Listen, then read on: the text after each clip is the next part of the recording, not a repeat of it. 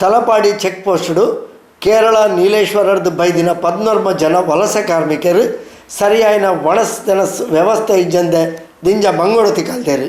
Talapady check post ಬಿಗು ಬಂದೋಬಸ್ತ್ ವ್ಯವಸ್ಥೆ ದುಂಬರಿದನು. ಕೇರಳ ಕರ್ನಾಟಕ ಗಡಿ ಪೂರ್ತಿ ಬಂದ್ ಆದ ಪುನಃ ಪರಿಸ್ಥಿತಿಡು ಅಂಚಿರ್ದು ಇಂಚಿಗೆ ಏರೆಲ್ಲ ಬರಿಯರೆ ಬಿಡೊಂದಿಜ್ಜಿರು.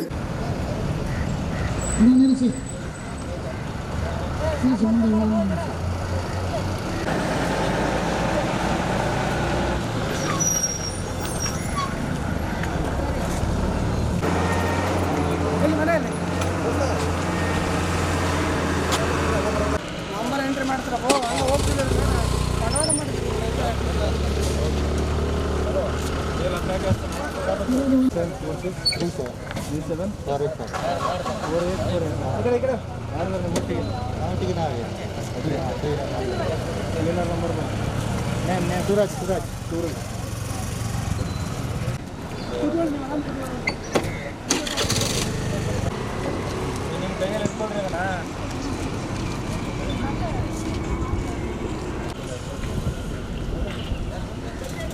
ಮೂಲತಃ ಕೊಪ್ಪಳ ಹುಬ್ಬಳ್ಳಿದ 14 ವಲಸೆ ಕಾರ್ಮಿಕರು ಕೇರಳದ ನೀಲೇಶ್ವರದ ಬೇಲೆ ಮಲ್ತೊಂದಿತ್ತದು.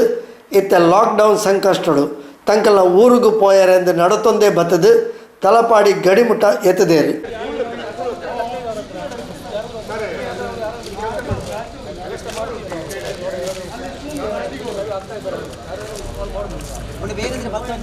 ಅವ್ರು ಮಾತಾಡ್ತಾರೆ ಹೆಸರು ಕುಮಾರ್ ಅಂತ. ಹುಬ್ಬಳ್ಳಿ ಕುತ್ಕೊಳ್ಳುವಾಗ ಸ್ವಲ್ಪ ಮಾತಾಡಬೇಡಿ.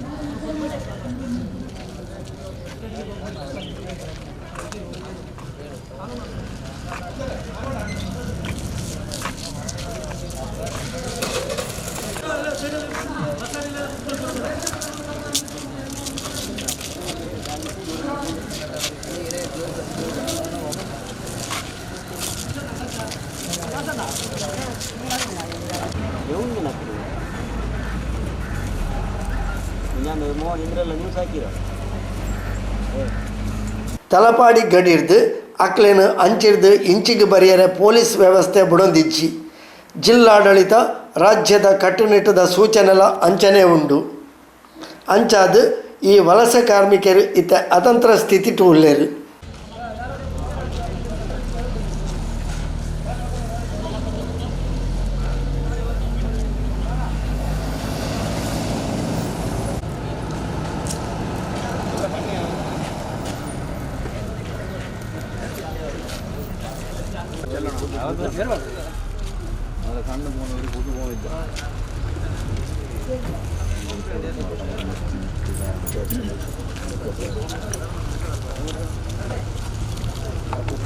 ಸ್ಥಳೀಯ ತಾಲೂಕು ಪಂಚಾಯತ್ ಸದಸ್ಯರು ಸಿದ್ದಿಕ್ ಕೊಳಂಗೆರೆ ಮೊಕಲ ಬಂಗನ್ನು ತೆರೆದು ಅಕ್ಲೆಗೆ ಒಣಸ್ದ ವ್ಯವಸ್ಥೆಯನ್ನು ಮಲ್ತಿದ್ದಾರೆ.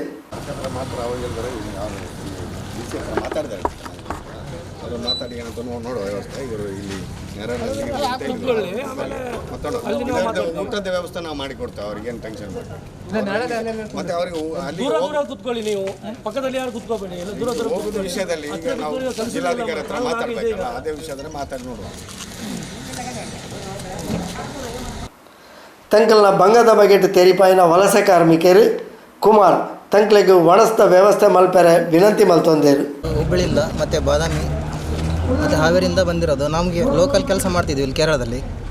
ಮತ್ತು ಅಲ್ಲಿ ಬೇರೆ ಕೆಲಸ ಮತ್ತು ನಮಗೆ ರೂಮೆಲ್ಲ ಇದ್ದಿದ್ದಲ್ಲ, ನಾವು ಒಂದು ಹಳೆ ರೂಮಲ್ಲಿ ಇದ್ದದ್ದು. ಮತ್ತು ಅಲ್ಲಿಂದ ನಡೆದಿಟ್ಟು ಬಂದೆವು ನಾವು. ಅಲ್ಲಿಂದ ಎಷ್ಟು ಜನ 19 ಜನ ನಡ್ಕೊಂಡು ಬಂದಿದ್ವಿ ಸರ್. ನಮಗೆ ಊಟ ಇದ್ದಿಲ್ಲ. ಮತ್ತು ದಾರಿಯಲ್ಲಿ ಬಿಸ್ಕೆಟ್ ಎಲ್ಲ ತಿನ್ಕೊಂಡು ಬಂದಿದ್ದೀವಿ. ಮತ್ತು ಬೇರೆ ಜನ ಯಾರು ನಮಗೆ ಹೆಲ್ಪ್ ಮಾಡಲಿಲ್ಲ. ಮತ್ತು ಇಲ್ಲಿ ನೋಡಿದ್ರೆ ನಮಗೆ ಊರಿಗೆ ಹೋಗೋಕ್ಕೆ ಸ್ವಲ್ಪ ಸಹಾಯ ಮಾಡಿ ಸರ್. ಯಾರು ಹೆಲ್ಪ್ ಮಾಡಿ ದಯವಿಟ್ಟು ಹೇಳ್ತಾ ಇದ್ದೀನಿ. ಇಲ್ಲಿ ಊಟದ ವ್ಯವಸ್ಥೆ ಕೊಟ್ಟಿದ್ದಾರೆ, ನೋಡುವ ಹೆಂಗೆ ಆಗುತ್ತೆ. ದಯವಿಟ್ಟು ಮಾಡಿ ಎಲ್ಲರೂ ನಮಗೆ ಹೆಲ್ಪ್ ಮಾಡಿ ಪ್ಲೀಸ್. ನಾವು 19 ಜನ ಇದೆ ಸರ್. ಎಲ್ಲ ನೋಡಿ ತುಂಬ ಕಷ್ಟ ಅಂದರೆ ನಮಗೆ ಗೊತ್ತಿದ್ದಿಲ್ಲ. ಜೀವನದಲ್ಲಿ ನಾವು ನಡೆದಿದ್ದು ನಮ್ಮದು ತುಂಬ ಕಷ್ಟ ಆಗಿದೆ. ನಾವು ಯಾವತ್ತೂ ಈ ಥರ ಬರಬಾರ್ದಿತ್ತು. ನಮಗೆ ಬಂದಿದೆ. ಎಲ್ಲಿ 1 ರೂಪಾಯಿ ಕೈಯಲ್ಲಿಲ್ಲ. ಏನು ಕೆಲಸನೇ ಇಲ್ಲ ಅಲ್ಲಿ. ಕೆಲಸ ಮತ್ತು ದುಡಿಮೆನೇ ಇಲ್ಲ. ಏನು ತಿನ್ನೋದು ಸರ್ ನಾವು. ದಯವಿಟ್ಟು ಹೆಲ್ಪ್ ಮಾಡಿ ಸರ್ ನಮಗೆಲ್ಲರೂ ಪ್ಲೀಸ್. ನಮ್ಗೆ ದಯವಿಟ್ಟು ಕೇಳ್ಕೊಂತೀನಿ. ನಮ್ಮ ಊರು ಸ್ವಲ್ಪ ವ್ಯವಸ್ಥೆ ಮಾಡಿ ಪ್ಲೀಸ್. ನಿಮ್ಗೆ ಕೈ ಮುಗಿದು ಕೇಳ್ತಾ ಇದ್ದೀನಿ. ನಮಗೆ ತುಂಬ ಕಷ್ಟಪಡಿದೆ.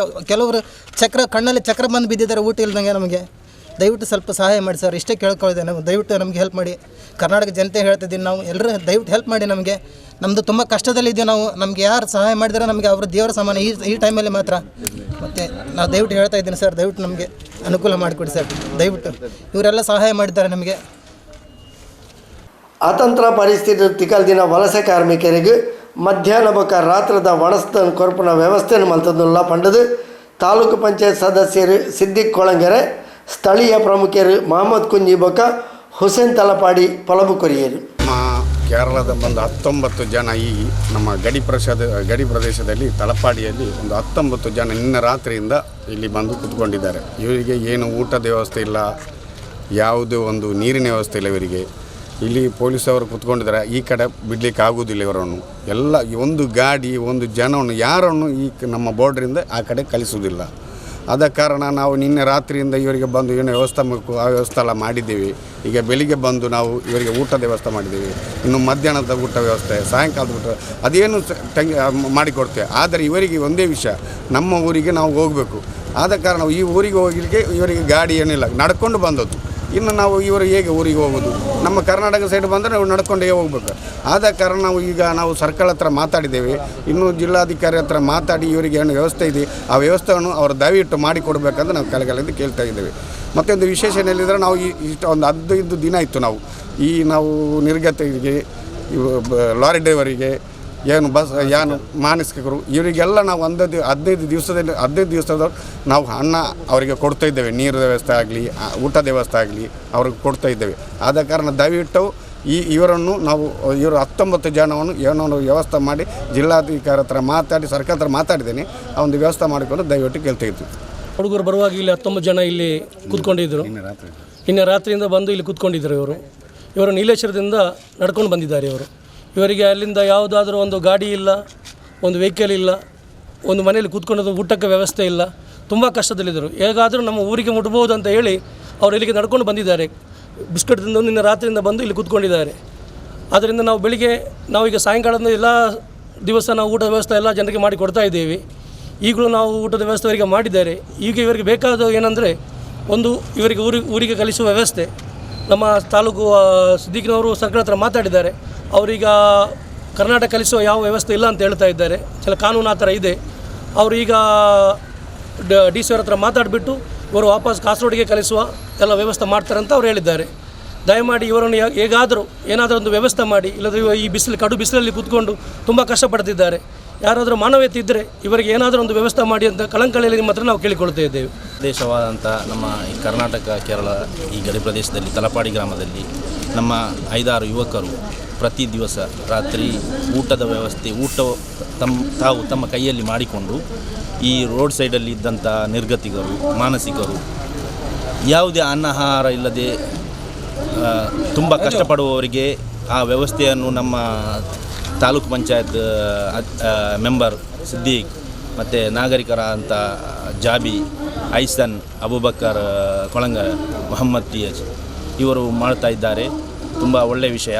ಅಂದರೆ ಈ ರೋಡ್ ಸೈಡಲ್ಲಿ ಅಕ್ಕಿ ಕಿಟ್ಟು ಏನು ಕೊಟ್ಟು ಪ್ರಯೋಜನ ಇಲ್ಲ. ಆಹಾರವನ್ನು ಬೇಯಿಸಿ ತಮ್ಮ ಕೈಯಲ್ಲಿ ಒಂದು 6 ಗಂಟೆಯಿಂದ 8-9 ಗಂಟೆ ಒಳಗಡೆ ಎಲ್ಲ ಹುಡುಕಿ ಯಾರೆಲ್ಲ ಕಷ್ಟಪಟ್ಟಿದ್ದಾರೆ, ಯಾರೆಲ್ಲ ಅನ್ನಾಹಾರ ಇಲ್ಲದೆ ತುಂಬ ಕಷ್ಟದಲ್ಲಿದ್ದಾರೆ ಅವರಿಗೆ ಈ ಅನ್ನವನ್ನು ಅವರು ಮುಟ್ಟಿಸ್ತಾರೆ. ಇದಕ್ಕೆ ಸಂಬಂಧಪಟ್ಟ ಅಧಿಕಾರಿಗಳು ಇವರಿಗೆ ಈ ಅನ್ನಾಹಾರ ಕೊಡುವವರಿಗೆ ಸ್ವಲ್ಪ ಒಂದು ವ್ಯವಸ್ಥೆಯನ್ನು ಮಾಡಿಕೊಡಬೇಕು. ಅಂದರೆ ಪೊಲೀಸ್ನವರು ಮತ್ತು ಆಡಳಿತಗಾರರು ಸ್ವಲ್ಪ ಇದು ಮಾಡ್ತಾರೆ. ಅಂದರೆ ಅವರಿಗೆ ಸ್ವಲ್ಪ ಎಕ್ಸ್ಕ್ಯೂಸ್ ಮಾಡಬೇಕು. ಅಂದರೆ ಯಾರು ಈ ಸಮಯದಲ್ಲಿ ಈ ಕೊರೋನಾದ ಈ ಸಮಸ್ಯೆಯಿಂದ ಯಾರು